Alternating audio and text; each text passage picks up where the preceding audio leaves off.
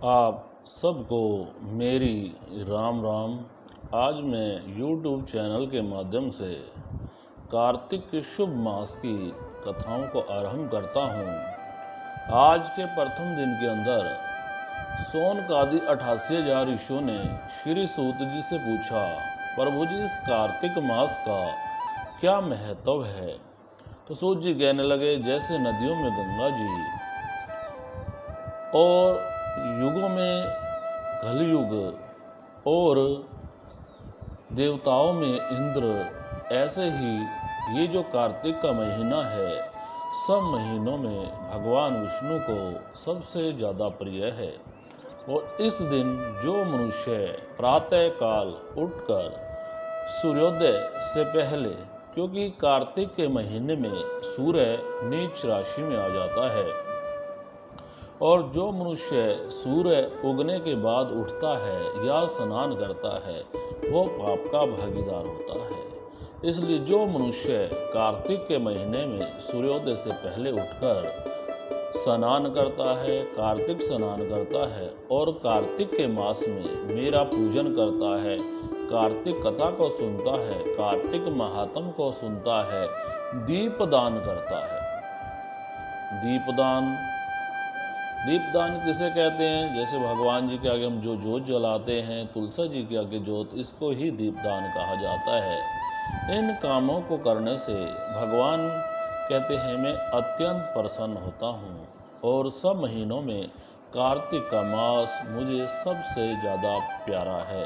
और जो मनुष्य कार्तिक के महीने में कार्तिक स्नान और कार्तिक महात्म कथा को सुनता है, मेरे नाम का भजन कीर्तन करता है, मैं उसकी मनवांछित हर इच्छा को पूर्ण करता हूँ।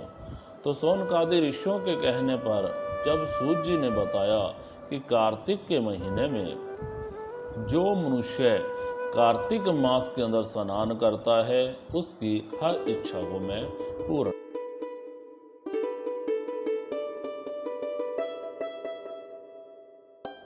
कि एक बार नारद जी जब भगवान कृष्ण से मिलने आए और सत्यभामा ने उनको देखा, जब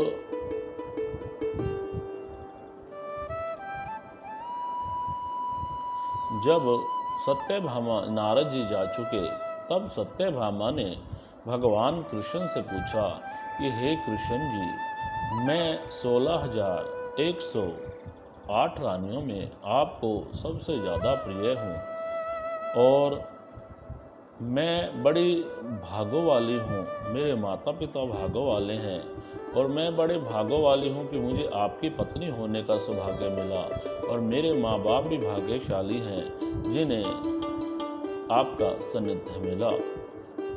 हे कृष्ण जी, मैं ऐसा कौन सा व्रत तप करूं जिससे मैं हमेशा आपकी प्रिय रहूं और आपके पास रहूं? भगवान कृष्ण कहते, सत्यभामा तू मुझे हमेशा ही सबसे प्यारी है। तेरे लिए तो मैंने इंद्र आदि देवताओं से भी लड़ाई की। एक बार तूने कल्प वृक्ष की इच्छा रखी, तब मैंने देवताओं, हम जब इंद्रलोक को गए, वहाँ कल्प वृक्ष की मांग की, इंद्र ने मना किया तो मैंने इंद्र के साथ युद्ध किया और उस कल्प वृक्ष को मैं यहाँ पर ले आया। सत्यभामा कहती है, हाँ, मैंने आपको और कल्प वृक्ष का दान नारद जी को कर दिया था, फिर भी मैं आपको प्रिय हूँ। भगवान कहते हैं तू मुझे सबसे ज़्यादा प्रिय है। कहने लगे मेरे मन में एक प्रश्न है, क्या आप मुझे उसका उत्तर दे सकते हैं? भगवान कहने लगे, सत्यभामा तू मुझे जान से प्यारी है, मैं तेरे लिए जब देवताओं से लड़ाई कर सकता हूँ, तेरी हर इच्छा पूरी कर सकता हूँ, तो तेरे प्रश्न का क्या मैं जवाब नहीं दूंगा? तब भगवान सत्यभामा को कल्प वृक्ष के नीचे ले गए। तब सत्यभामा ने पूछा, प्रभु मैंने ऐसे कौन से कर्म किए, पिछले जन्म में मैं कौन थी और मैंने ऐसे कौन से कर्म किए जिस कारण मुझे आपकी पत्नी होने का सौभाग्य मिला, आपका प्रेम मिला, प्यार मिला? तब भगवान कहते, सुनो, मैं तुमसे कहता हूँ, जब सतयुग खत्म होने वाला था तो उसके अंत में एक अत्रि गोत्र के अंदर देव शर्मा नाम का ब्राह्मण था। उसके यहाँ कोई संतान नहीं थी। बुढ़ापे में एक लड़की का जन्म हुआ। उसको बड़े प्रेम प्यार से उसने पाला, पढ़ाया, लिखाया। वो हमेशा सूर्य भगवान की पूजा करता था और सदा भक्ति भाव में लगा रहता था। वो पुत्रहीन ब्राह्मण ने अपनी कन्या का विवाह एक चंद्र नाम के जो ब्राह्मण जो उसका चेला था उसका शिष्य था उसके साथ कर दिया। वो पुत्र बनकर उन्हीं के साथ रहने लगे। इस प्रकार तुम सबका जीवन बड़ा अच्छे से चल रहा था और वो हमेशा भक्ति भाव में लगा रहता, हमेशा कार्तिक स्नान करता, सूर्योदय से पहले स्नान करता, सूर्य नारायण भगवान की पूजा करता। और एक बार हवन के लिए स्मिधा के लिए दोनों जंगल में गए तो वहाँ पर एक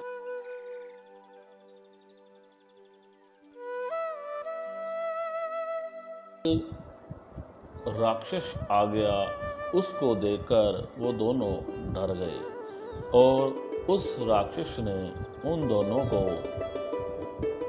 मार दिया। वो हमेशा सूर्य पूजा करते थे, इस कारण मेरे दूत आए और उसे मेरी शरण में ले आए। सूर्य नारायण मेरा ही अंश है, मेरी शरण में ले आए और मेरी शरण में पहुंचकर उन्हें मेरी शरण में ले आए और मेरी शरण में आने का उन्हें सौभाग्य प्राप्त हुआ। इति प्रथम अध्याय समाप्तम। इसके अंदर 33 अध्याय हैं जो एक एक करके कथा को हम आगे भी पूर्ण करेंगे। सभी मिलकर बोलेंगे ओम नमो भगवते वासुदेवाय। ओम नमो भगवते वासुदेवाय। वासुदेवाय कृष्ण देवाय। ओम नमो भगवते